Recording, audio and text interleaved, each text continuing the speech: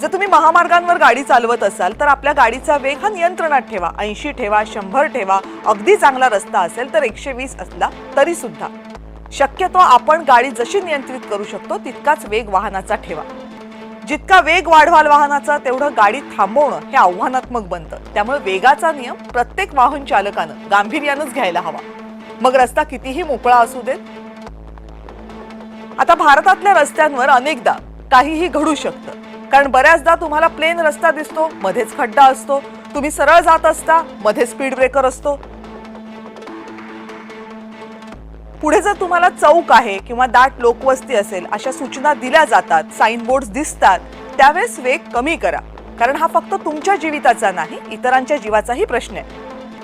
एखाद्या वाहनाच्या पुढे जाण्याची घाई मुळीच करू नका. सुरक्षित अंतर असेल तरच ओव्हरटेक करा. ज्या लेन मधून तुम्ही ओव्हरटेक करणं अपेक्षित आहे त्या लेन मधूनच करा. उगाच जिथे रिकामी लेन दिसते तिथून ओव्हरटेक करण्याच्या फंदात पडू नका. भारतामध्ये तिसऱ्या लेनमध्ये अनेकदा पादचारी, रिक्षा, ट्रॅक्टर किंवा चुकीच्या दिशेने येणारी वाहनं तुम्हाला हमखास दिसतील. त्यामुळे शेवटच्या लेनमधून ओव्हरटेकिंग टाळा. राईट लेनमधनच ओव्हरटेकिंग करण्याचा प्रयत्न करा. 4-5 गाड्यांचा गट बनवून ओव्हरटेकिंग करण्याचा मुळीच प्रयत्न करू नका, कारण त्यातली एखादी गाडी अचानक थांबली तर मग मागच्या सगळ्या गाड्या एकमेकांवर आदळल्याच म्हणून समजा. हे कायम टाळा. आणि समजा सगळे नियम पाळूनही दुर्दैवानं अपघात झाला तर सीट बेल्ट हा तुमचा जीवरक्षक बनू शकतो. त्यामुळे सीट बेल्ट लावल्याशिवाय प्रवास करू नका. गाडीचं इंजिन असतील, गाडीच्या अन्य यंत्रणा असतील त्या कायम सुस्थितीत असायला हव्यात. गाडीची चाकं म्हणजे टायर्स 40 ते 50 हजार किलोमीटर नंतर बदलले पाहिजेत, याचीही काळजी घ्या.